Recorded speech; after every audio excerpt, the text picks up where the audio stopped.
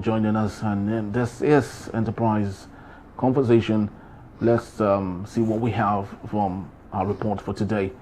A fresh proposal to amend Nigeria's 1999 constitution to conduct all elections on the same day in 2027 has sparked intense debate. Spearheaded by the House Committee on Constitution Review, the plan would require INEC to hold presidential, governorship, National Assembly and State Assembly elections simultaneously, with supporters citing cost efficiency and a reduction in post-election bandwagon effects. Opposition parties, including the People's Democratic Party, Labour Party, NNPP and ADC, backed the proposal, though some caution that INEC must be logistically prepared. However, the ruling All Progressive Congress APC has strongly opposed the move, warning of potential systemic pressure on INEC and the risk of electoral collapse. The APC argues that staggered elections keep INEC engaged throughout the year and reduce administrative overload. Some lawmakers and APGA also expressed concerns over the logistics, calling the plan chaotic and impractical given Nigeria's current electoral challenges. Legal experts are divided. While some senior lawyers acknowledge the economic benefits of same-day polls, they also worry about execution challenges, voter literacy, and INEC's preparedness. Others recall past legal failures to implement similar proposal, warning that poor planning could lead to mass litigation and electoral confusion. Let's get talking. We have Barrister Francis Feli, Barrister Law Public Affairs Analyst, to see through what we have today. Thank you so very much, Barrister. Very well. Good morning. All right, so let's get talking on this particular matter. Very sensitive, very so important, especially going by what we had observed in 2023 general election, February 25th. Nigerians at that point wished that all elections could have been conducted the same day. APC is against it. Before now, APC had told Nigerians this is what they wanted before now. Then why is it that they are suddenly not happy? Well, we have started acting as if our vote counts in Nigeria. We have started acting as if INEC have a mind of its own. Now, assuming but not conceding that our vote counts truly, and that INEC have a mind of its own, is not influenced by the executive or any other arm of government, the argument would have made sense that if we conduct all elections the same day, amend the constitution to conduct all elections the same day, it will cut down cost, okay? Because we will not have to print ballot papers 2-3 times in one election cycle to separate governorship and assembly elections from presidential and all other elections. So it would have made sense to say, okay, let's have it in one day. That's assuming we're not considering our vote counts. But not in situations where you are using INEC to mess up the system, okay, and turn around and whatever. So if INEC is going to compromise, if INEC is going to mess up the system by technical glitch and other myriad issues and all that, there's no need for that proposal for one day election for all polls. There's no need. If it's going to be as usual, same as the old, there's no need. So what you're invariably saying is what we are seeing or what we have observed in the past, where INEC is like the old wine, but changing the bottle. Yes. So even if the bottle is changed, it still remains the old wine, which is INEC. The content is still the same thing. So at the mean we have a new INEC, a changed, objective-driven INEC that is going to conduct the polls dispassionately, not minding who the president is or who anybody is or who what politician is, then the proposal will make sense that let's conduct this election in one day. Okay? But if that is not the case, I mean, they can as well keep conducting. Well, the truth is, even if you conduct it in 1 month, and you have not made any law to intercept vote buying. You have not made any law to intercept these irregularities where people handwrite results, okay, and shelve the ballot papers aside and just handwrite results. If you have not made a law to tackle all that, you are still wasting your time. Because what difference will it make if you conduct all election in one day and what you have with the ballot paper were all purchased votes? What difference has it made?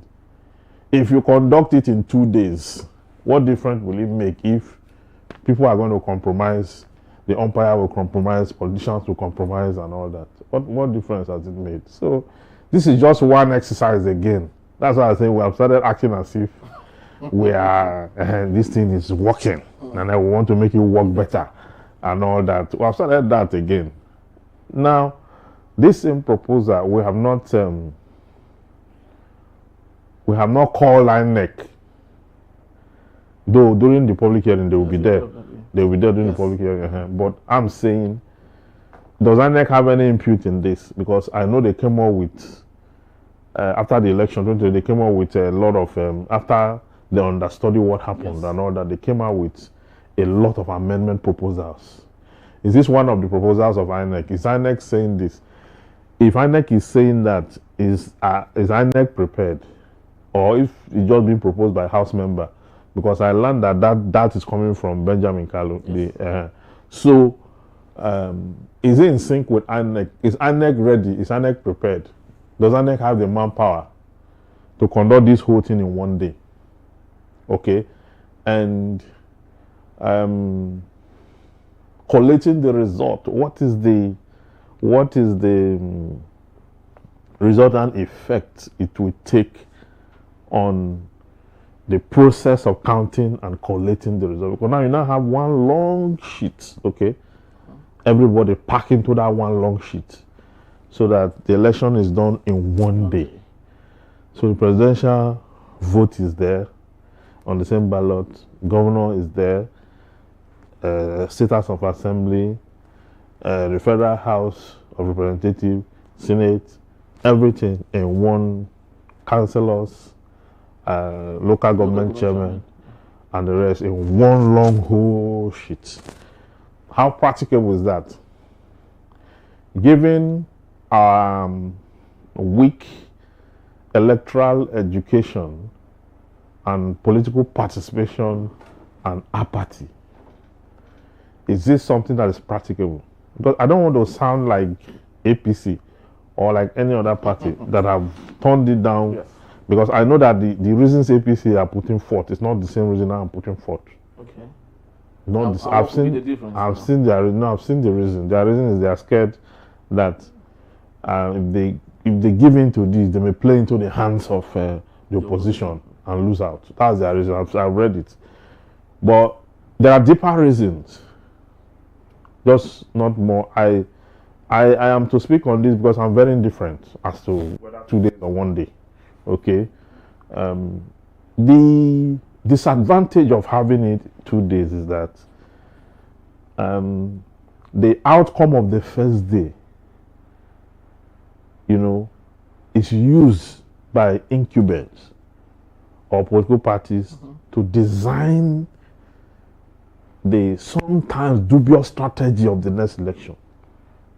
Is used to design. Because from the first day, they have seen where INEC is handicapped. They've seen the lapses. They've seen where the people are not forthcoming. They've seen how. Then the next day, you are going to have it either 1 week after or within the same period. So the next time around you're coming for the election, you already have a different thing entirely, working against the whole thing. So first, does our vote count? That's the first thing. A lot of people have argued. There are proponents of that argument say that our vote counts. They count. That if it were not so, politicians will not be buying it. That it counts. Okay, why I agree? Does INEC play the role of an umpire? There are people who said, yes, INEC does that, INEC conduct the election and all that, and there are people who say, no, INEC compromises, that in all the elections they've seen INEC have been arrested, who are using mutilating results and the rest of that. So every election is a story, and in that story you have voter apathy, you have rigging, you have fairness. You got the fairness in some places. You have vote buying. It's a mix. Everything good, bad, and ugly in the mix of every election. Okay, you cannot extricate one to preserve or elevate others. So it's a whole story. Now, what I would have suggested is for the amendment to put a serious penalty on vote buying and electoral offenses, electoral crime. Make it a capital punishment.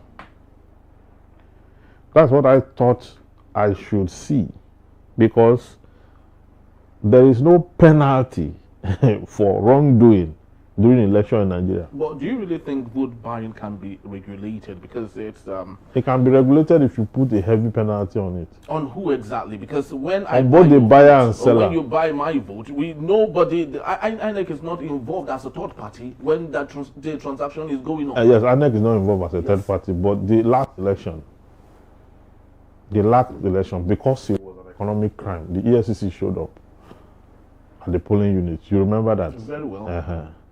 So the EFCC showed up at the polling unit.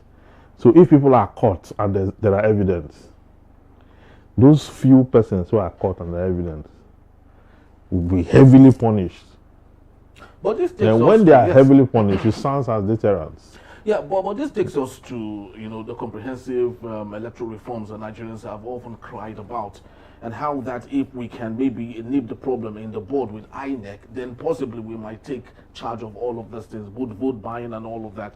There's little the INEC has done with orientation of the people, voter education. Yes. They don't do any of that. They don't. They're just very so focused on conducting the election and doing whatever it is. So don't you think that as part of the comprehensive electoral reforms, the one-day vote is not part of it, because I've taken my time to go through the laundry list of the options. This is not part of it, right? But don't you think that possibly when we checkmate and ensure that these orders are taken care of, then the issue of one-day vote or no one-day vote might not really be... Yeah, you see, INEC have a department that is responsible for voter education.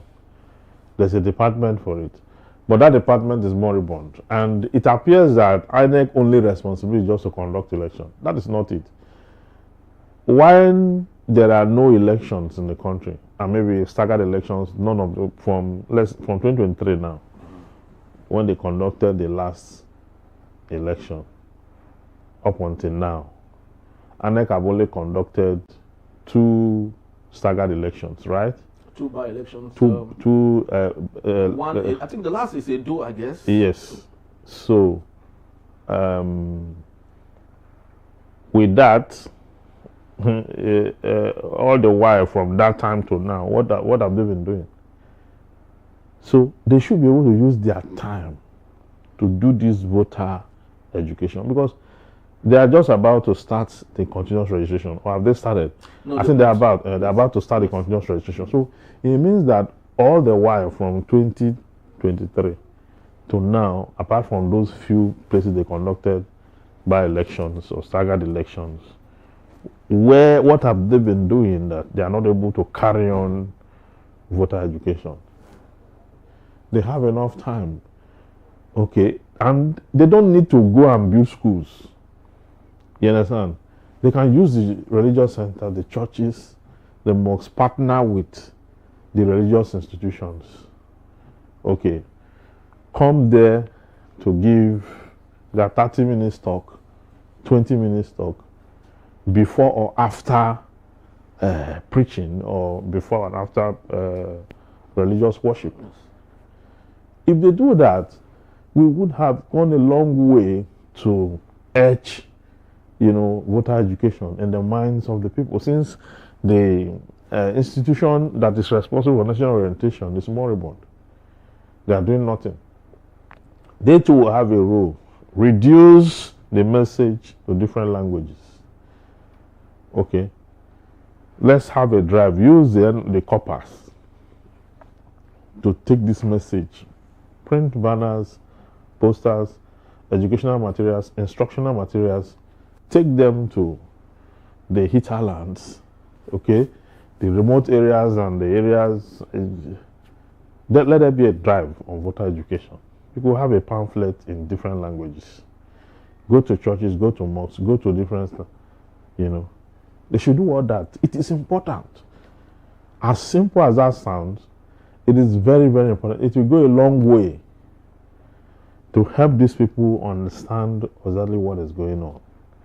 Before you begin to introduce one day thing, it will come with a lot of education and orientation. You understand? That is why I'm not against it. I'm indifferent about it, because when we want to address issues, we start to act like we have a very perfect system that we want to make to work in one direction. Meanwhile, the system itself had long collapsed. Then we are bringing some kind of innovation on top a collapsed table, instead of fixing the legs of the table first to keep it standing before we start to talk about what to build on top. It's collapsed already. They are trying to build things on top. That's exactly what we are doing. But the voter education we're even talking about, it's workable if the intention of INEC, like you said, is to ensure a free and fair election, a credible one, which is still very, is still in doubt. But let's talk about your area of forte, the role and responsibility of the judicial system, because we talked about litigation and all. Do you think we can ever get to a point where litigation is reduced to the barest? Let's say if we have a credible election, is it ever possible? Yeah, if we have credible election, it will reduce litigation naturally. Because if people see that they lost out not because anybody came to rig, but they lost out because the people choose not to vote them, there will be no point litigating. Because even when you litigate, the evidence will show that there were no irregularities. You understand? So it will reduce litigation to a barest minimum. Litigation is usually the case where you come out on an election day, you discover that your stronghold, somebody is there, distorting or dissuading the people from voting, or making sure that there's outrightly no materials for vote for election at all in your stronghold. So you will go to court and say that you agree because election never took place in this and this local government. You start to contest it. Because what politicians do is that they don't just rig. Rigging is one level. Vote buying is another level. Then there's another level too, where you have stronghold, where they know that you are popular. They can influence the process that throughout that day, election material will not get there. Early enough. Yeah, either early enough or it will not even get there at all. So that when they are counting, they will be counting in the areas where they have stronghold. So you see all these things. And the truth is that there is no political party that don't rig or engage in these things I'm talking about. All of them do it. When they go to court, even though they will be telling the court that so happened in so local government, and that the opposition party did so and so. But what they are really saying is that all of us were involved in the rigging. But this political party over-rigged and rigged us out. That is what they are saying inside. That is what able to see that. No, the court is not. That's not what they are telling the court. That's not what they are telling the court. But that's exactly what has happened. Because the only way you can get to know that people rigged the election is when you were also there to do similar thing and you couldn't effectively out-rig those people. All of them, even Labour Party, all the political party rig All of them buy vote.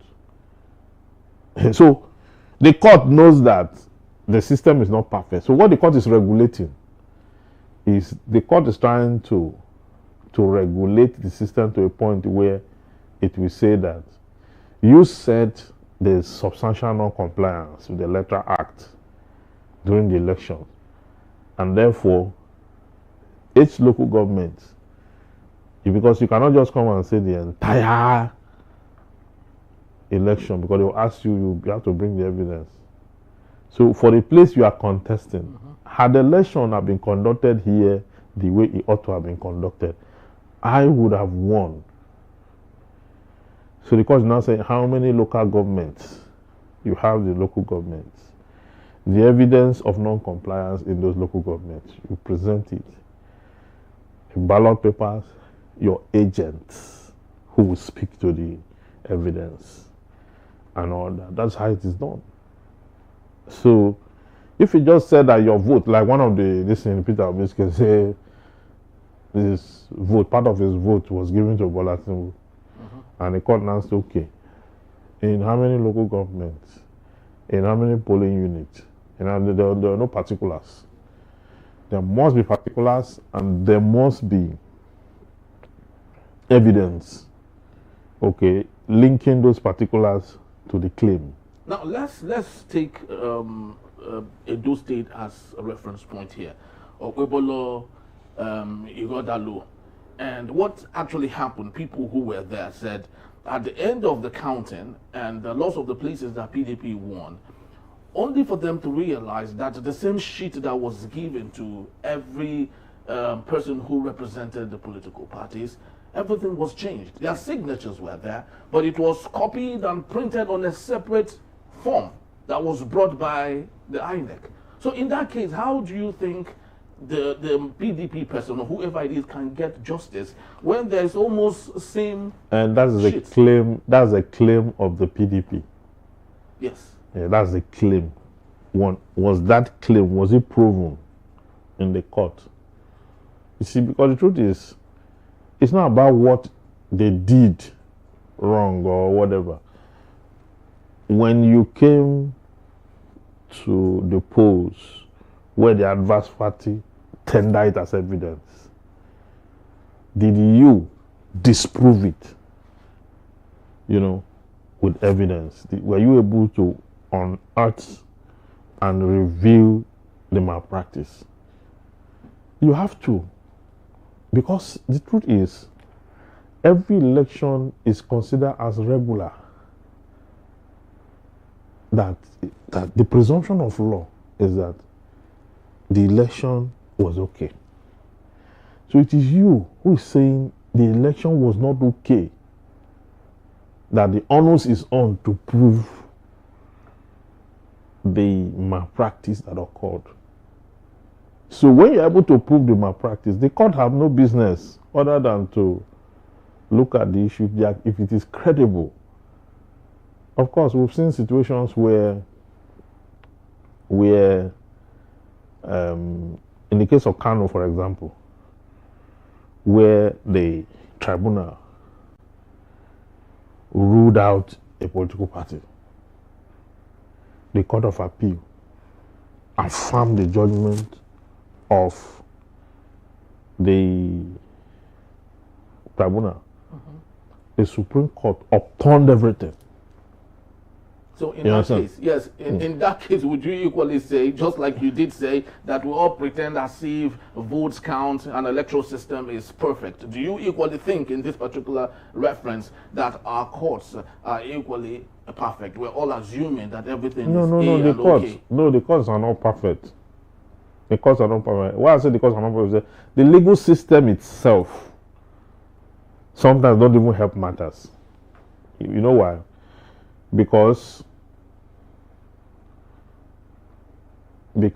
sometimes INEC get themselves involved in the process of helping a political party to clinch victory. By this allegation you gave now that they peeled a different form and all that, and that they handed the signature of these people were there. That's an allegation. If it were true that they brought in all those things and all that, and the court looks at it, the court is not going to cancel all those things. If you that is saying these are not the things they do during the election, ones, if you that is saying these are not the real one, you do not have the real one yourself.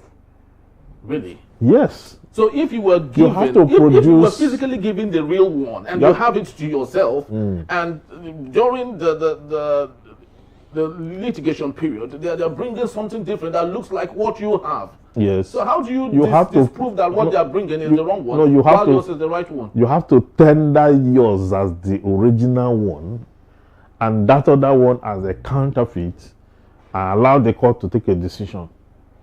But when you are coming and saying it is not it, and you are not have anyone you are presenting to counter it, because you say something is not original, you should be able to lead the court to what is the original.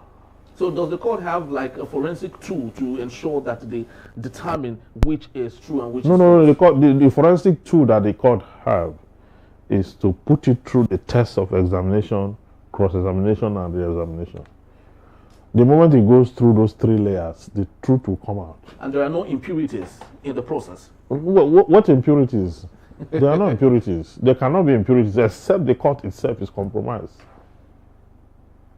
Except the court is compromised. Otherwise, if it goes through that, it will show.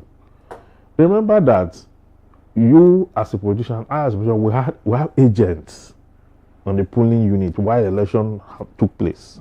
You understand? And that we have a counterpart of the result. Of all, we all have it. Yes, the agents. Yeah, the agents, because they will give police one, give agents, INEC will take one. Yes. That's the 3. So when you are going to contest it in the court, it is that counterpart that you have, that the other person have, that this person have, that will tender in court as evidence. You understand? So if INEC has gone to mutilate, someone has gone to mutilate something and all that, from the one that is tendered, the court can decipher, because it's admissible, the court can decipher which and which is correct, because you are not just suing one person. You are suing the party in the opposition, you are suing INEC in the process. You understand? So in doing that, the court will be able to go through the rigors of the documents. Of course, when you are not dumping it on them, you have the agents that can speak to it, but the court will ask questions. The tribunal will ask questions. You understand? And whatever is done at the tribunal level is all collated into records of appeal when the matter gets to the Court of Appeal. What the Court of Appeal will do is not to listen to examination in chief any longer, because the first court is the one that did the trial. What we do in the Court of Appeal is hearing. They're not going to take evidence again. No, they're not taking evidence again. They are looking at the record of appeal. Everything that happened in the tribunal is compiled as record of appeal. It comes to the Court of Appeal. The Court of Appeal now look at it, all the documents, everything, and make a decision. So when they make that decision and the Supreme Court gets to turn it around, so it means that the appeal didn't do a good enough job, which means there's a lacuna that the Supreme Court is seeing that the appeal court didn't see. Very well. Yes, now, the judges at the Court of Appeal are human beings. They are not infallible. Okay, so, I mean, whatever they have done, the higher court can look at it and say, no. The Court of Appeal erred in law to have reached this conclusion that, at the Court of Appeal level, they will look at it from their own parameters. And you know that the Court of Appeal, they sit at the tribunal, there are 3. At the Court of Appeal, there are either 2 or 3. At the Supreme Court, if it's a constitutional matter, they will sit 7. If it's not a constitutional matter, they will sit 5. Now, those 5 persons will look at it independent of the other person. The 5 of them. Yes. You go to your recluse and write your own judgment. You go, you write your own judgment. You go write your own judgment. Assuming all things being equal. Yes, all things being equal. Then when all the judgment are tabled, they will know how many justices went for this part, how many went for that. When Buhari damn he lost election, it was not all the judges that flawed his case now, or that said he didn't win the election. One of them said he won in one of the polls. Yes. So that is we call minority judgment, because then you already have 4 against him, yes. 4 against 1. For tribunals, to do the same thing. One of them can have a dissenting judgment. That's a dissenting view against 2, but he cannot lead in that case. So they will get a lead judge to read the judgment. But at the end of the day, what you have is it is by a majority. The number of judges that is going for one, that's the person who will declare the winner. But bad is that we've seen situations where your colleagues have equally, taken a swipe on the judgment by the Supreme Court, that it wasn't the way it is supposed to have been done. And equally, the larger population of people, especially in Edo State right now, they are practically, literally saying that Monday Okpebolo is Supreme Court governor, just like they equally had for Hope Uzodinma, Supreme Court governor. So the last question is, what do you think this perception is? What is the effect of this perception on our legal system? Let me beg the politicians to leave the court out of the elections. The court was not instituted to determine who have won or lost election. The intent of the court is to resolve disputes. The court cannot be the mandate giver. Because you go to some states and you see the level of illegitimacy. The governor have no respect because the people knew it was the people that voted. Yes. Let me say something. The court cannot know more than the people. Yes, the court was not there. The court was not there. The court cannot know more than the locals. The locals, they are the one that went to vote. And when they go to vote, they don't just go and cast their vote. They have groups that agree to vote this way. Block vote. They know how many they were that voted. Yes. And when everything is done, they know who won at that polling. They know. They know. They are the ones that participated. That is why I have proposed that for every election, and that's the solution to the problem. People think I don't know what I'm saying.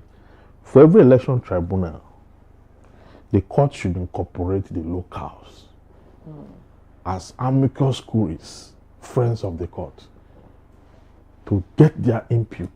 But would it mean anything? It will influence decision. The people have to come. See, if under the law, the court says by the Evidence Act that hearsay evidence is not admissible. Any evidence you are given in court that you were not there as a witness, that evidence is not admissible. Why should the court so pretend over a case that the court was not there? I don't know what I'm saying. Very well. Why? So the court need, as much as possible, not just eyewitnesses for witness in the case, but eyewitnesses should become amicus curiae. They will join the judges to work this thing out. It's a solution. I'm just telling you because since we are not able to take care of our electoral reform, yes, we are not able to do it. If we are able to do electoral reform, cases will not go there. The court will be saved from this thing because the politicians are using to destroy the court. The court should stay away from this election thing. That is why, if you look at it, at the tribunal level, it's so informal. The tribunal is in tribunal. You don't wear wig and gown. You just look at it like we are having meeting. Yes. You understand? Look at the evidence and the rest of that. That's the court's attempt to say we won't be doing. This is really not part of our deal. It's not our this thing. It's not our work. This is not it. But if you say the court should not attend to it, who will attend to it? because Section 6 of the Constitution already placed that burden on the court to address. But the Section 6 did not say that we should go and mess up our electoral system and rush to this place. This court cannot solve this problem. That's why after every judgment, the people are still not satisfied. The court is supposed to act in a way that when it delivers a judgment, people will sit down and say, yes, this is what we are saying at the polls. This is what we did. People will be able to, reflect and say, these people really, this is exactly what we did. And they've gone back. In some cases, the people have felt like that, just like in Kano. Yes. In some other places. Yes, well, yeah. But in so many other places, you now find the case of Apabio, the case of Lawan. You see those kind of cases? How do you justify it? If a man did not contest election at all, you think the people of that constituency that know who they voted will be happy with the court? How? So that's what I'm saying. I'm saying that let's fix our electoral system. Yes. That reform is critical. That reform, that's why anytime I hear electoral reform, I am happy that this thing, let's build more on it. Let's save the judiciary. We are using election petition to destroy the judiciary. That's only what we are doing. But Barrister, unfortunately, apart from you, I do not know if a large number of your colleagues and those within your demographic are open about some of this truth that you are actually stating. It doesn't matter. Because if it is coming so much from your corner and where you belong to, I think there should be reasons to have a correction. There should be reasons to have a correction. In America, in criminal prosecution, the court does not do the job. The court selects a jury system. They are not lawyers. They are community people. You don't have to be a lawyer. Just be an adult. They will look at your record. My friend in the US, every now and then he's called to come and join the jury because of his record. No criminal record, nothing. Those who are pro-society, yes. Don't have criminal record, clean going, business oriented.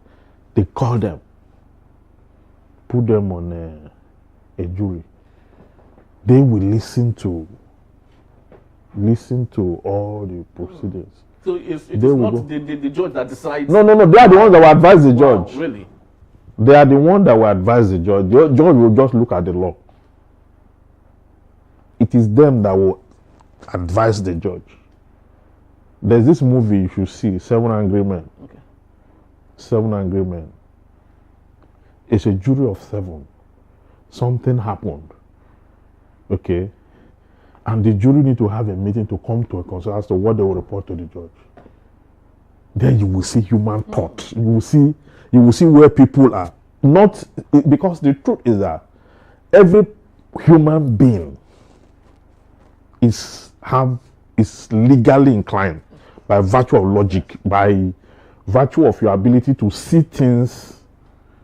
And we play the role of a judge now. When children are fighting, you know the truth, you know the fault. In churches, we don't need to be trained as a lawyer or a judge to know who is wrong or right in a situation. You don't need to. The legal training only alleviates you so that everybody will not, elevate to a certain level of the law, and then you're able to apply same to the fact of a case. In my village, when they sit in their meetings where they resolve disputes, these are old men unschooled.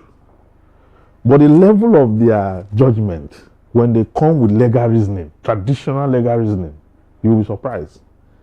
And that was how we're resolving dispute before the white men came. Without no rancor, no rancor, no statute, no evidence act, no constitution, nothing. They just use the native law and custom and tradition of the place to say that if somebody at any point in time have done this or that, these are penalties. They are unwritten rules, but they've been there from generation. In my village, when you get so angry to the point where you take cutlass and chase anyone First, they will kill a very big goat.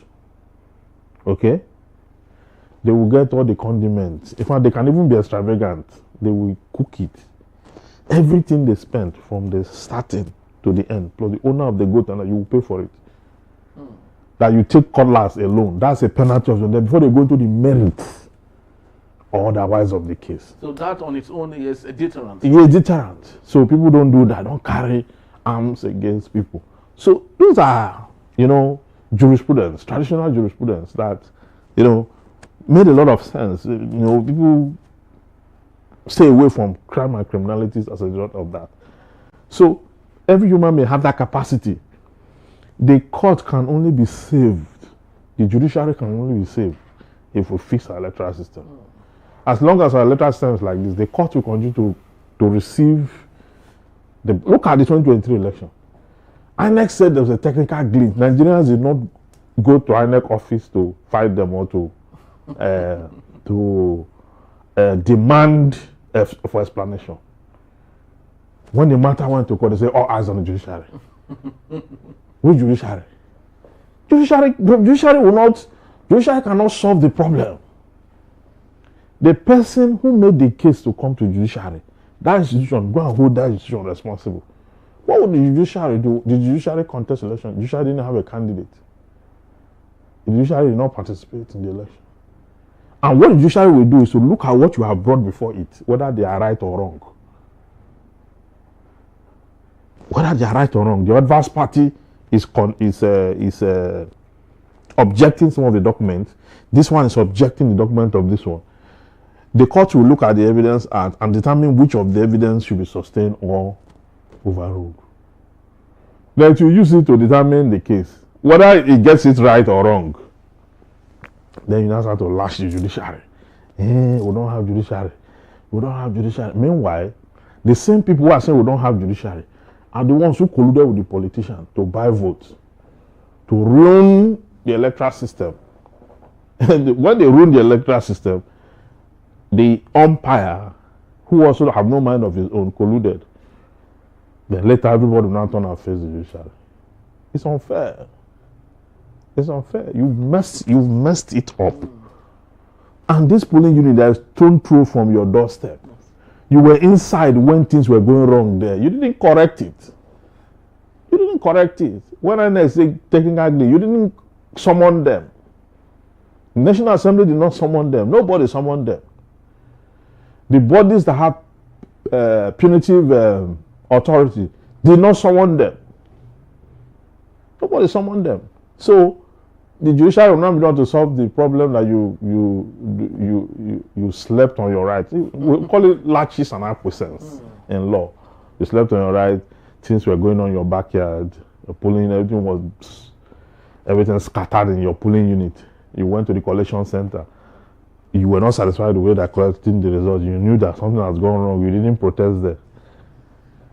They went to the court. You now say the court will be the one to change all the accumulated wrong that have been coming down from your polling unit to your collection center, to the states, to the federal, and to every. It's not done. No, things are not done like that. Very so sad. And I think this is an opportunity for us to possibly change the catchphrase, go to court. Because when politicians or party affiliates tell other people, go to court, it means they are indirectly giving the responsibility that should have been carried out by them to the court, which the court, of course, is not built to take that, obviously. As much as we hope that electoral system becomes perfect like that of Ghana, which of course has been at the forefront of great political culture. I truly do believe that we will get there someday, hopefully.